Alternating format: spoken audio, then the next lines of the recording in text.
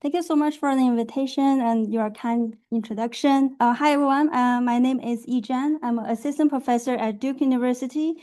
It's my great pleasure to come back to UCLA, where I was an undergrad intern here, and join this Frontiers in Computational Bioscience seminar series. So I'm going to talk about interpretable machine learning method that we have been working on to understand tissue heterogeneity, for first, single cell data that are large scale, and second, spatial transcriptomics that are high dimension.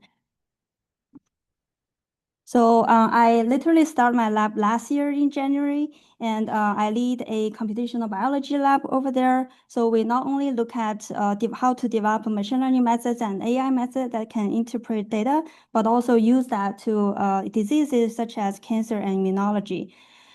We have different themes over there. We focus on, most importantly, interpretable machine learning for omics, where we hope to find the mechanistic biology using large-scale patient-derived biomedical data. So for that, we love how system biology can be reviewed from high-dimensional data. So we will focus on single-cell and spatial omics. And apart from that, we apply it to the method we are developing are generalizable to different tissue types. More importantly, including tumor microenvironment, where you may know that immune cells play a lot of role in regulating cancer progression and therapeutic response. So I'm a faculty at Brain Tumor Omics program at Duke. There is a brain tumor center over there to look at patient data. And finally, I've been working on this gene regulatory networks behind disease-associated human genetic variants. Today, I'm going to talk about two projects. The first one is about how do you use interpretable machine learning to understand different cell states from single cell data that are derived from tumor microenvironment. And second is about how do you integrate single cell reference data with the newest high definition spatial or transcriptomics using machine learning. So let's start with this first one. This is a project called MetaTime, or that we specifically focus on tumor microenvironment, by the way. The motivation really started from cancer immunotherapy that really is hit a lot of efficacy in the past decades. Cancer immunotherapy include one important strategy called immune checkpoint blockade, where basically you are putting an antibody that are removing the inhibition that the cancer cell is posing onto tumor infiltrating immune cells. This only works, unfortunately, in a subset of patients and subset of cancer types. And one big factor is the heterogeneity of tumor microenvironment. As illustrated in this figure, you will have different types of cell types in a solid tumor like this.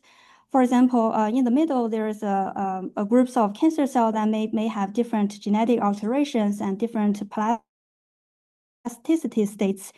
And beyond that, there are diverse cell types in this tumor microenvironment, for example, including those supporting cell types, stroma cells and fibroblasts for solid tumor, and also immune cells, including innate immunity cells, macrophages and monocytes, and adaptive immunity cells, B cells and T cells. All these cells can interact with cancer cell and determine how cancer progression is going and therapeutic response is efficacy or not. To study these complicated systems, a single cell technology is really suitable because if you measure traditionally a tumor using bulk RNA-seq, you're getting an average mixture. You have one long vector of per gene readout per tissue sample. But using single cell RNA-seq, if you make analogy to those fruit, you will get a single cell resolution measurement for each single cell. You will get a long vector of high dimensional gene expression measurement. Because of that, people are putting a lot of efforts on generating atlas data for mostly normal tissue in human cell atlas, and also including tumor. And for tumor, there's an atlas called H10, Human Tumor Atlas Network, that is putting together a lot of precious samples that give you tumor single cell measurement so that you can understand what's going on in those patients. So given the powerful data, what we really want to get ideally is like for each cell, we want to know about their cell identity. But that was ideal case. In practice, the data you are getting a big, huge matrices that are cell by gene. You do not know the identity of each cell. Instead, each cell is represented into a long gene vector as a row here. What is usually going to be done is first dimension reduction, clustering them into different discrete groups, and taking top genes that are differentially expressed within each group, and using a known cell markers from some panels with prior knowledge about cell type specific gene expression to make the annotation. But this works well in a lot of systems, but actually in tumor, this is particularly challenging. There are a few challenges that are summarized here. The first challenge is that to illustrate here, if you had two studies measure even the same cancer type, each of the study has different number of patients. Those studies may define inconsistently cell type names. So sometimes the same cell type may be assigned to different names for those different studies because these naming are pretty arbitrary. Second, that there is a difference in the granularity you can choose to define cell states. For example, making analogy back to fruits, you can have Granny Smith type of apple and Fuji type of apple. So depending on how you want to split the data and define the cell types or cell states. That's about granularity. And further, if you split the data into discrete clustering, you will miss those continuous changes which can represent important biological signals in the space. And lastly, difficulty exists in using known cell markers to make those annotations because sometimes those panels are not exclusive. So you may have ambiguous gene markers to make a decision, and this process can be pretty arbitrary in a lot of cases. With that, let me show you a tumor microenvironmental single cell data from a study measuring basal cell carcinoma tumor microenvironment. On the right, this is a manual label from the authors that roughly circle out all the cell lineages pretty consistently compared to the automatic cell annotation. But in terms of cell states, for example, dendritic cells versus macrophages, they will have discrepancies. So this granularity versus consistent trade-off is causing a lot of inconsistency in single cell big data analysis for tumor microenvironment. So back to a few years ago, what we were thinking about is that if you have a new tumor measured by single cell RNA-seq, you want to figure out their tumor microenvironment. How about let's not recluster all the cells and redefine cell states, but rather let's borrow the information from public data where a lot of tumor has already gone through single cell RNA-seq analysis, and you can utilize the data set from similar cancer types. By doing that, you can integrate large data first, and second, you can potentially get consistent cell type or cell state definition compared to what other people have studied. And lastly, you may get more genes for interpretability rather than just comparing to a panel of cell markers. The first step to do a big data study is data collection. At the time, I was at Dr. Shirley Liu's lab, where my colleague Chen Fei, he collected a big tumor single cell data set and published this database called TISH. So in this data set, we specifically dissected out tumor microenvironmental cells because we think for each patient, their cancer cell is their own cluster, but their tumor microenvironmental cell, because they are normal cell, they will have more shared properties. And then we collected this large tumor microenvironmental single cell data set that contains 1.7 million single cells, covering 79 different tumor data sets and 27 different cancer types. So using the big databases, what we start to think about is that how about we pre-train some interpretable bases that quantitatively describe each cell from the big data and form this consensus map so that each of the bases in the map can point to a functional either cell identity or functional biological pathway of a certain cell. So for about the interpretable basis, we want to impose some property in there. First, different bases may better to represent different source of functional pathway. And second, they shall be discovered unsupervisedly without imposing a known cell type hard requirement. And third, these spaces shall be interpretable, meaning that you can map them back to gene space. And lastly, we focus on reproducible signals that are coming from multiple patients rather than focusing on patient-specific effects. With all that, we make an analogy back to there is a toolkit, there is a series of methods about matrix factorization, and specifically we think of the cocktail party problem that was defined in electrical signaling, signal source separation problem. So imagine there are different speakers talking in the room, and you have a lot of microphones in the room recording different people what they're talking about, and this will be your data matrix. ICA, or independent component analysis, can decompose this microphone by time data into independent programs that hopefully represent what each speaker is talking about. Making an analogy back to single cell, those independent components you get from decomposing cell by gene matrix can represent different what each cell state is talking about. And this further can be correspond to distinct cell types and separable cell states, and also finally co-regulated gene modules that are composed of a lot of genes altogether. So just adapting this idea, so we've developed this meta-time in full name meta components of tumor immune microenvironment. What we do is pretty straightforward. We take each data set and decompose the data matrix into two matrices. One is loading matrix. Another is more important, that is independent component, which represent meaningful gene modules. We assume that the loading matrix will code in a lot of noises so that we are extracting the meaningful gene modules, so that by integrating the gene modules, we avoid a lot of batch effects in the raw data integration. What we do is iterating this process, decomposing each matrices, and got a large pool of candidate components across different patients. There are some tricks in here because we had to make sure the gene programs coming from different data sets are comparable to each other. So we use some skewness matching and these statistics to make sure that that exists. And the next step is to discover reproducible components, meaning meta component, that is a consensus of a similar component from this component pool.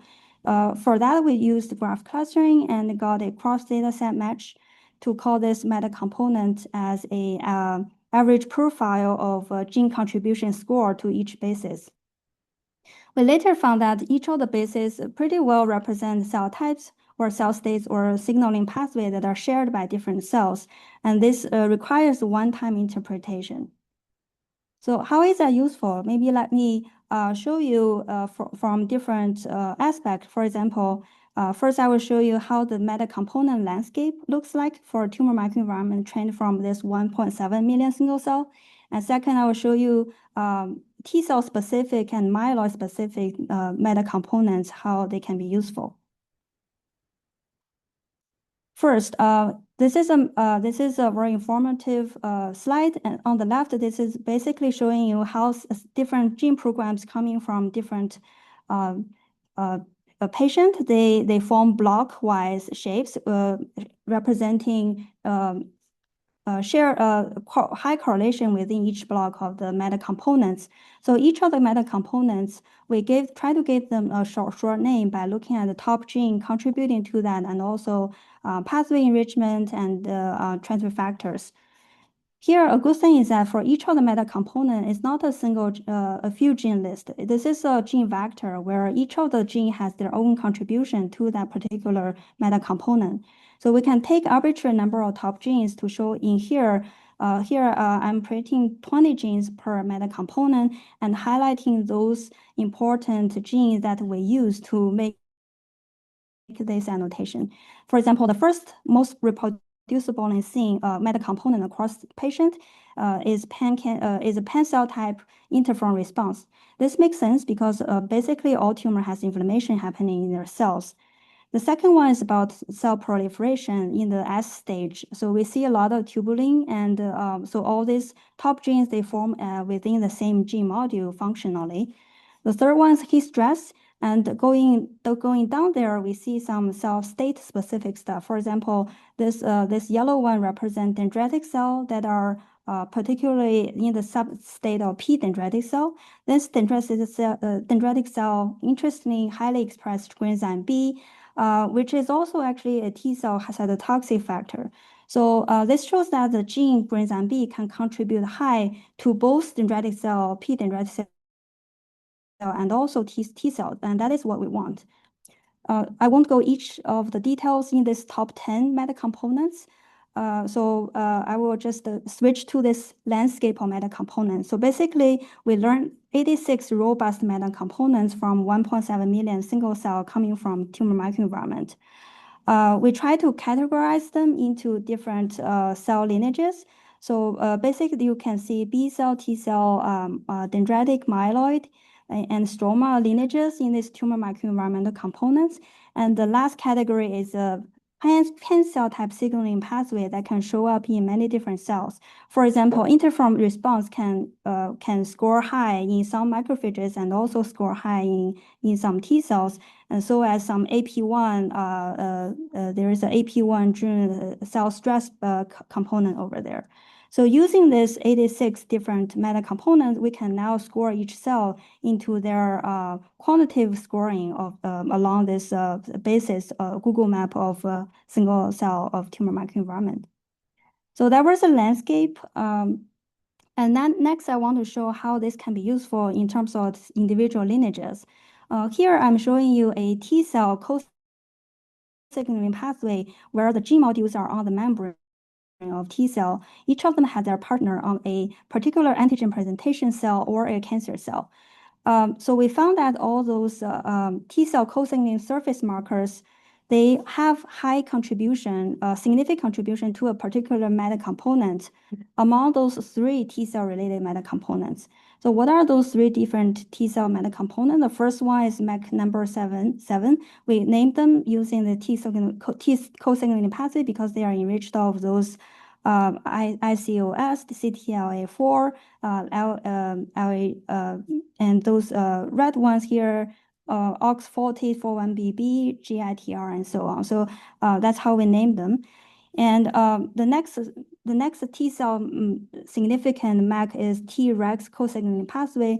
This is because this particular meta component not only activate those high co-signaling pathway genes, but also activate this FOXP3 that is particular to CD4 T cell. And last one is CD8 T cell exhausted meta component, which enrich a lot of TIGIT exhaustion pathway.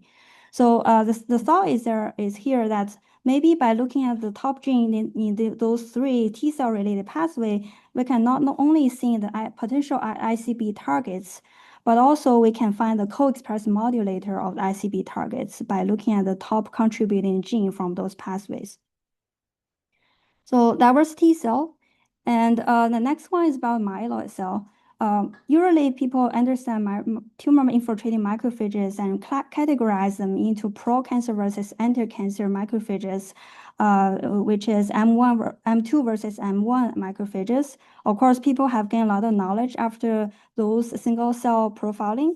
Using this meta time, we actually can easily categorize them into different macrophage states. We find that there is more story beyond M1 versus M2 macrophage states.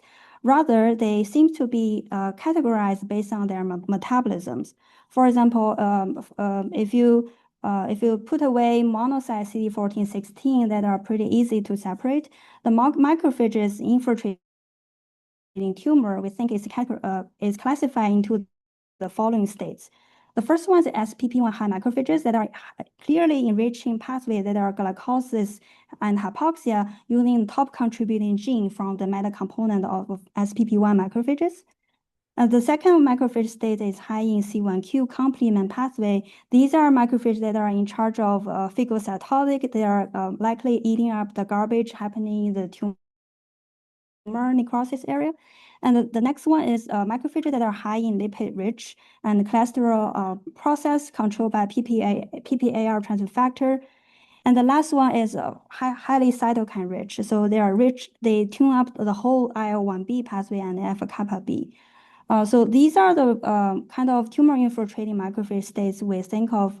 Beyond, of course, there are some interferon response macrophages and antigen presentation MHC2 positive macrophages. So that is what you can learn from those macrophage states, summarizing those million single cells. And particularly actually in the paper, I didn't show here, but we find that there are some predictive power about macrophage state scoring in a particular tumor in terms of their cancer immunotherapy response. For example, we observed that the enrichment of IL-1B pathway macrophage score may predict a worse response in cancer immunotherapy. Of course, the data was based on just some bladder cancer study, and there is a limited number of cancer immunotherapy single cell we can utilize.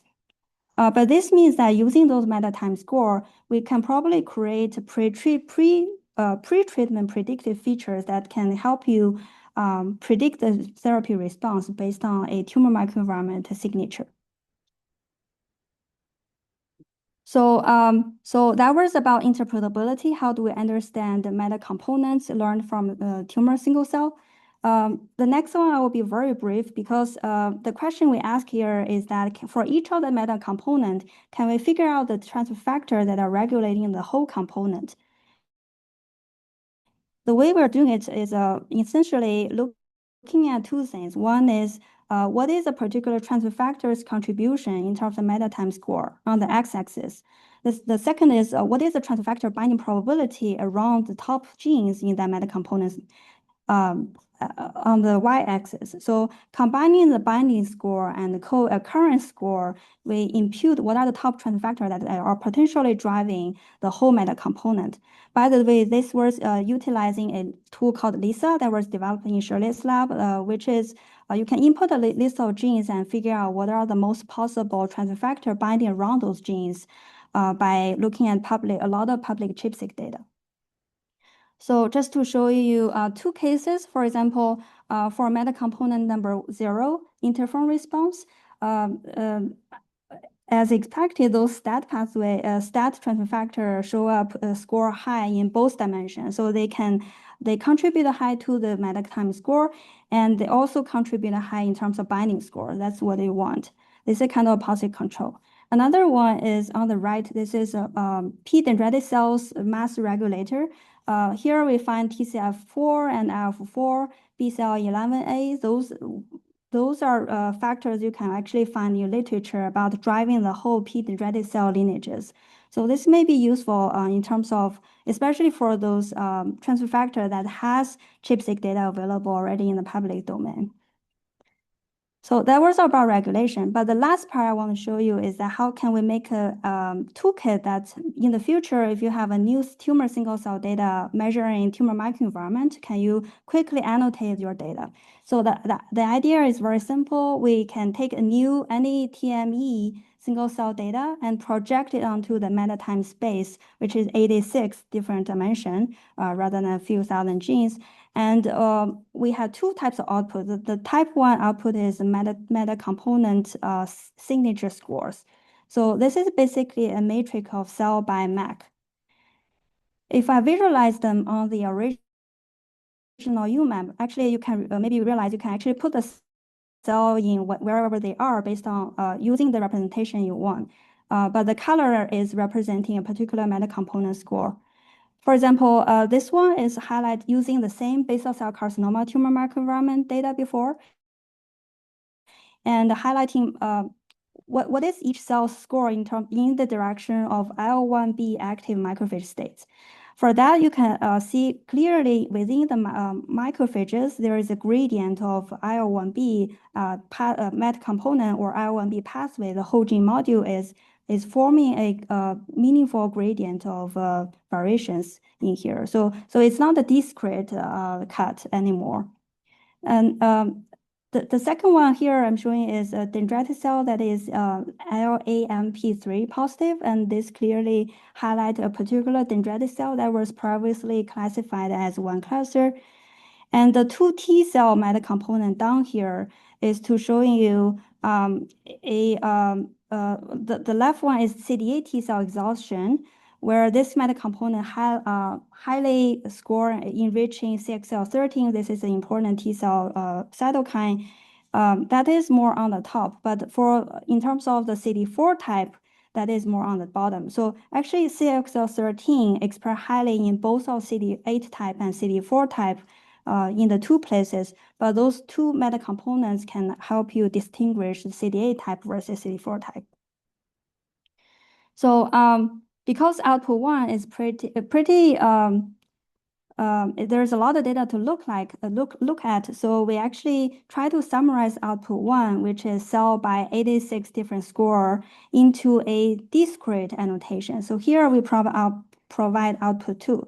So this is MetaTime automatic cell state annotation. So if you look at this blue cells in here, which was a big cloud of B cell. Actually, if you apply MetaTime automatically, it will split into three types of states of B cell. So the first of them will be the mature B cell, which is more typical. But it further split into the cycling B cell that are controlled by MYC transfer factor and the naive B cell that are controlled by PAX5. So automatically you will get those assignment of the cell states by projecting onto this space. I will not go to detail for other places, but you can see those dendritic cell, more fine-grained annotation. So by doing this, you probably can borrow the information inherently that are in public data without integrating the raw data, but you can quickly learn about what are the cell state and signature continuum for tumor microenvironment single cell. So that was all three parts. So we talk about MetaTime and this inherent space we are trying to make to be data-driven and consistently defining cell states and interpretable in terms of cell status. I try to explain about how they are interpretable and how they can be useful in terms of annotating new data. So that was the first story I want to tell you. This is about big single cell data mining using interpretable machine learning.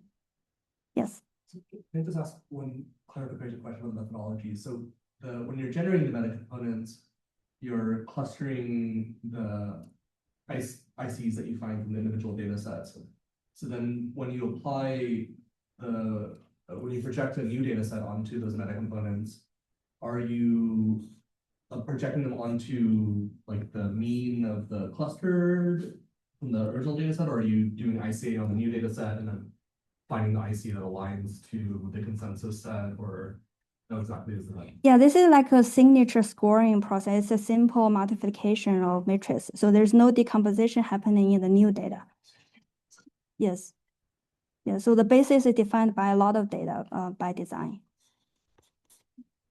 Okay, great question. So I'll proceed to the next part then. So the second project I'm pretty excited about because this is the first paper coming from my own lab. So this is about how to analyze and integrate single cell data onto high dimensional spatial transcriptomics data. The toolkit is called STHD. If you're interested, you can check it. It's on our GitHub and the genome biology paper. So the background is really when we're looking at spatial transcriptomics, this is a powerful technology, again, measuring tumor and other types of tissues of any cellular heterogeneity. We know that there are different characteristics of different spatial transcriptomics technology. The bigger question over there is that technically there is a resolution versus dimension trade-off. For example, on the left, I'm showing you a histology image that doctors will use to make that tumor diagnosis of a colon cancer. There's no gene measured over there, but you have a high resolution imaging on top of it.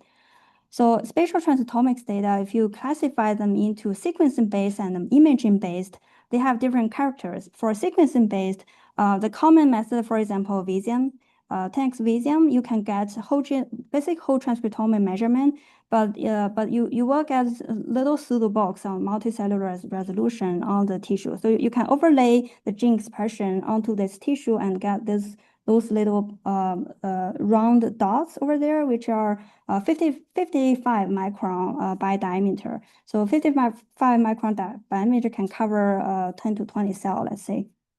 But the good thing is that you can get whole genome measurement to learn about system biology.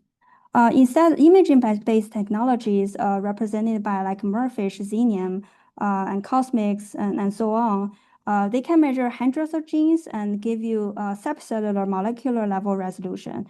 For this, you can do single cell segmentation and obtain single cell and subcellular resolution. But again, you can only measure hundreds of genes designed in the probe. Of course, now there are technologies that can do thousands now. At the time, we are looking at the emerging types of spatial transcriptomics that can hopefully give you both high definition, high resolution, and also high gene number. So over there, I gave them a name called HDSST, or in short of high definition sequencing-based spatial transcriptomics. So the represented technology over there include Stereoseq that was in 2022. That give you in the raw data 0.22 micron resolution and whole genome. That was the design. And more recently, last year, 10x Genomics has this VZM HD available that is more compatible to FFPE samples. So this is more generalizability in the application scenario, I would say. So this can give you 2 micron resolution and whole genome. So the idea of the 2 micron is smaller than 1 cell, because you can imagine a cell that's about 10 micron or so. But there is significant challenge in the data. Let me show you some example illustration in here. Here I'm showing you a colon cancer sample. Of course, I'm showing only the histology data. So VZM-HD give you 6.5 millimeter square measurement of tissue, and it provides 9 million different spots. Each spot is measuring very sparsely 18,000 genes. The estimated number of cells in this 6.5 millimeter square is about 400,000 cells in there, in this tumor VZM-HD sample. So let me zoom in a little area that we call a tumor bagel patch. So this is like 2 bagels of tumor. Each of the bagel, the sesame-like stuff is like a colon cancer cell, because they form this structure. So this is like 250 micrometer for those 2 small structure in the colon cancer crypt. This contains already 20,000 spots. Again, each spot you have 18,000 genes, and the estimated number of cells in there is 600. So illustrated by the graph down here, this is actually what's happening. In the very raw data, you get 2 micron square resolution. So basically, your cell is a Lego piece. It is composed of a 2 micron Lego piece, and this cell is much larger than that single spot.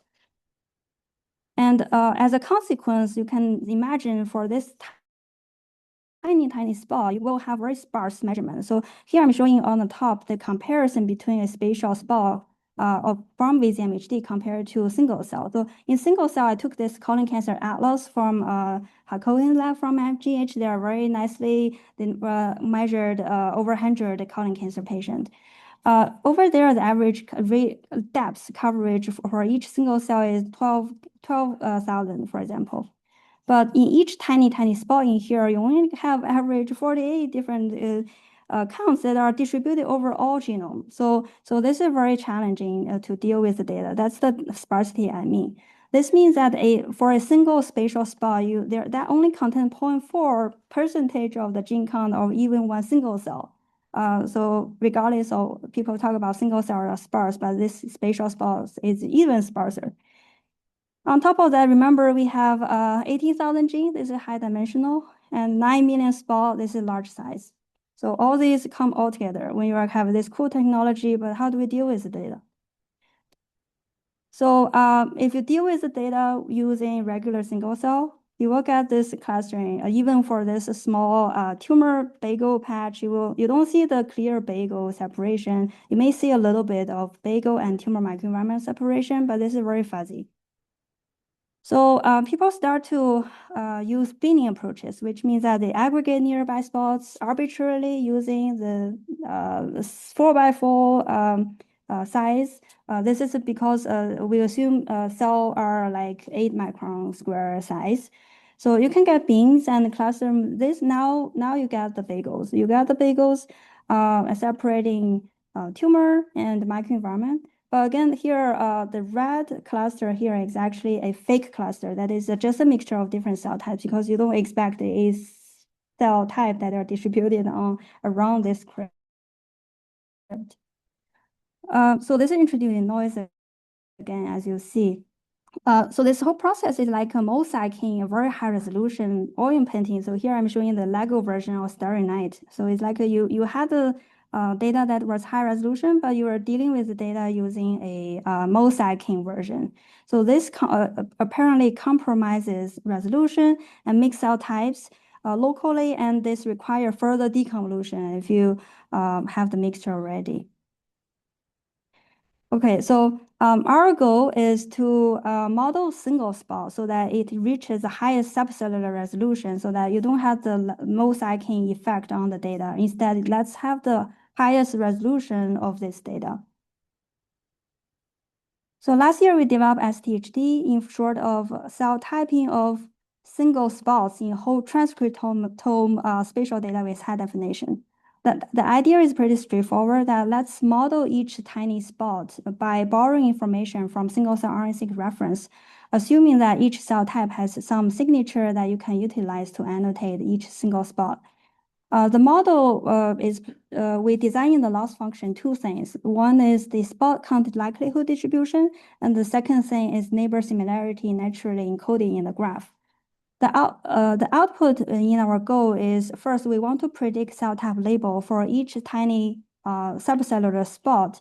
And second, we want them to be interpretable, meaning that what are the posterior probability of each cell type per spot.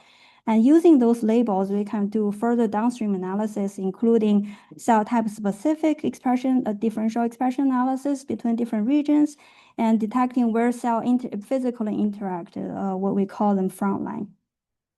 So what is the model about?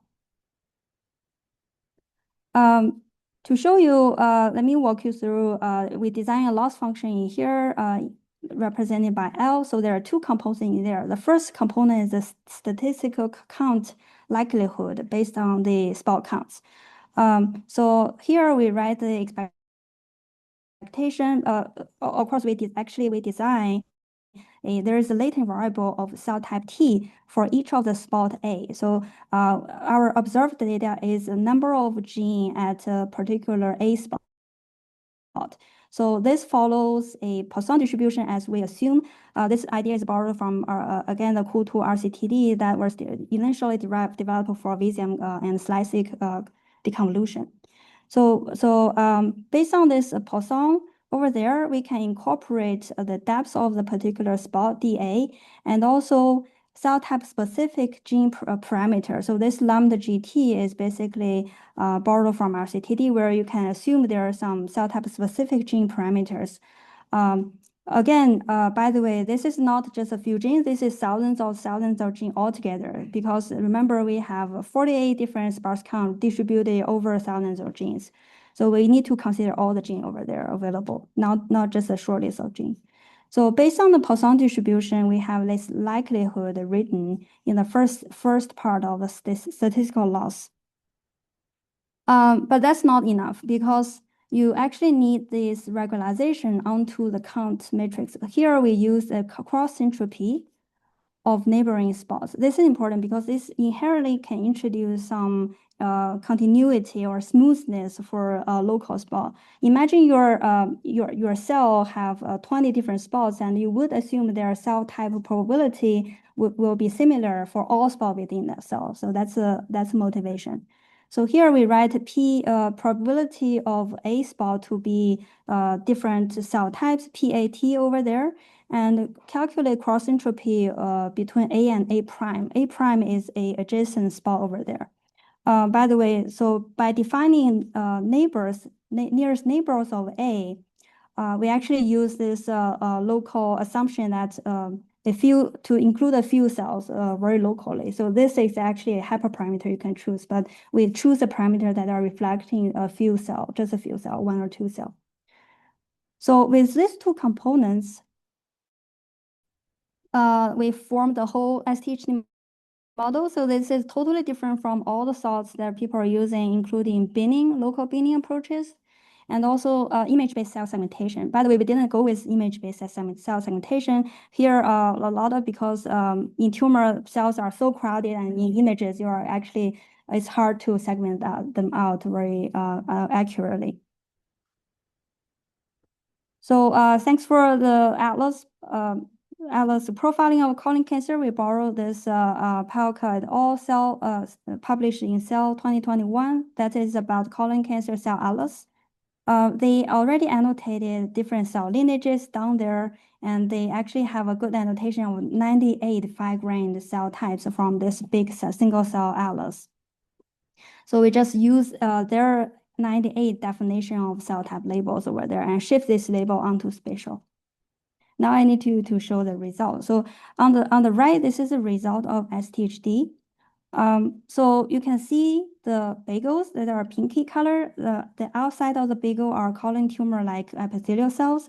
The inside is more stemness-like tumor states showing in yellow color.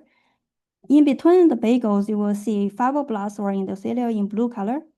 And you also see, more interestingly, rarer cells floating around. For example, here are green color myeloid cells that you cannot see in the binning approaches. And there is even one single B cell sitting between two bagels. This is in orange color. And on top of that, we can also output for each 2-micron resolution spot their cell type label on the left. We can also output their probabilities for a particular cell type. So we have 98 different channels to look at in here. For example, if we decide to look at the channel of tumor epithelial, that's a posterior probability in here that's showing you a bagel shape. And if we ask what is the probability map of B cell channel, then that will give you this single island. That's the high probability region of B cells. By using this, we actually also compare to those fantastic methods that was created for previous version of spatial data. Actually, this is giving you more reasonable results, annotating the bagels to be more continuous and separating tumor and microenvironment with less noise. Among that, by the way, the first 4 methods are supervised, so they know they can take in the single cell RNA-seq reference. But the last one is unsupervised. So Banksy can take, they just take the spatial data to do clustering without knowing the single cell RNA-seq reference. But over there, you will find a boundary cluster again, so that are mixing tumor and tumor microenvironment. So that was what we can get. Let me quickly show you some metrics. We did a simulated spatial benchmark comprehensively using real single cell data, simulated the real single cell data onto spatial, and with the count that are matching real data and measure the accuracy and raw curve.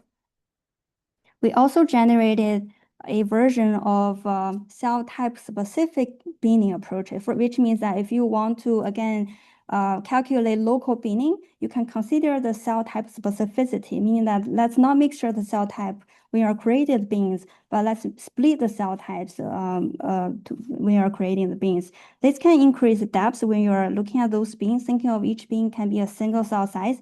But here, because you know of the label, you are preventing the mixture of different cell types.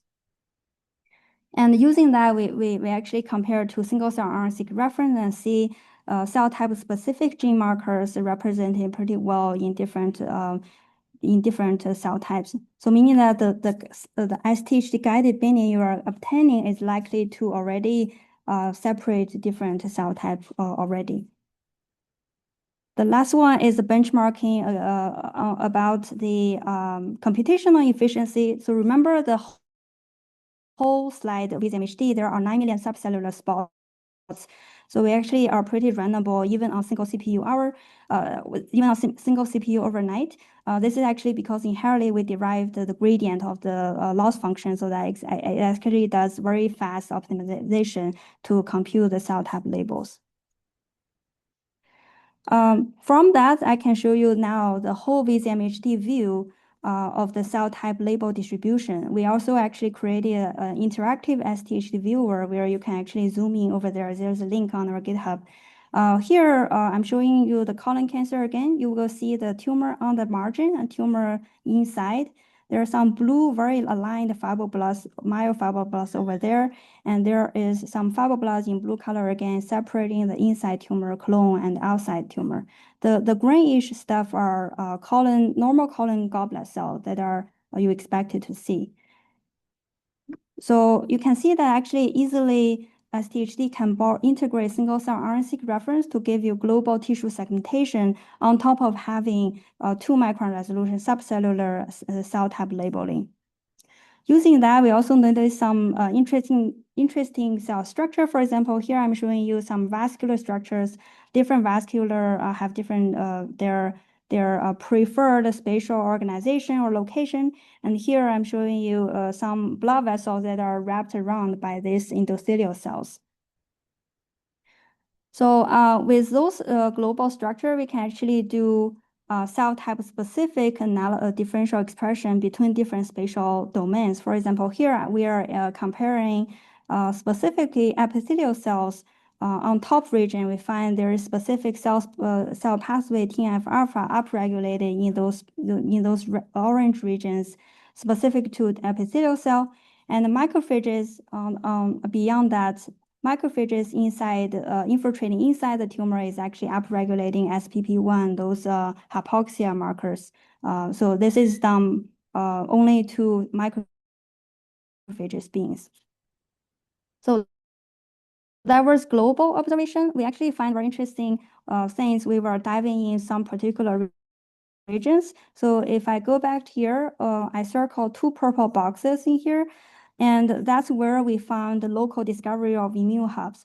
So here we have 2 immune hubs that are enriching different types of immune cell. On the left, there's a T cell enriched immune hub where the purple T cells are interacting with green macrophages. And there are a few hundred cells in this patch, by the way. And in contrast, the immune hub on the right has purple T cell interacting with dendritic cell in green color, but they are excluding away all the orange B cells. So this apparently reflects different cell-cell interaction activities for those rarer immune cells happening in cancer. And actually in the paper, just to quickly show you that we find different T cell cytotoxicity in those different immune hubs. So there are, based on what they are interacting, those T cells have different response. So we applied it to multicellular colon cancer with MHD data. This was the new data this year, and we can easily find the consensus cell annotation using this method. You observe colon cancer cells and normal colon cells and fibroblasts in different samples. In one of the samples, we observe the T cell germinal center B cell form the tertiary lymphoid structure. And let me show you this to show that they do have corresponding genes where expression is shown in 8-micron resolution. So the germinal center B cell, the location where they are predicted to be does express those germinal center B cell marker gene. From this, this is expected. So I have been talking about tumor, but let me show you quickly these other types of tissues. Here on the left, this is a mouse brain where there is a cortex layers and hippocampus, different regions reviewed after we integrate Allen Institute mouse brain single-cell RNA-seq data as reference. And on the right, we integrated a mouse intestine single-cell RNA-seq reference. And this shows you the expected layer of fibroblasts and crypt, and as well as the lymph node, where you do have also T cells and B cells adjacent to the small intestine. So due to time, let me just summarize the second part. So we developed STHD that is developed for emerging spatial transcriptomics data. Actually, this also applies to other types of data that give you thousands of gene measurement with subcellular resolution or molecular resolution. This is a machine learning method that can integrate efficiently with single-cell RNA-seq reference data by using spatial neighbor regularization and efficient optimization. And as long as if you have some other tissue settings, as long as you can find the single cell RNA-seq reference, you're welcome to try it. And for now, we focus on building the pipeline for VZMHD and stereo-seq. Of course, this is also generalizable to other platforms, and of course, different types of tissue samples and platforms. We do have this open source on GitHub, and there are some example data you can download too. So with that, thank you. We are actually recruiting, and here are some pictures, and I especially make acknowledgement to my postdoc mentor teams in Shirley's lab, my colleagues, and the team I'm building up at Duke. And actually, we also have other collaborators that are supporting us to investigate non-tumor scenario, including immune cell and neuroscience systems. Thank you.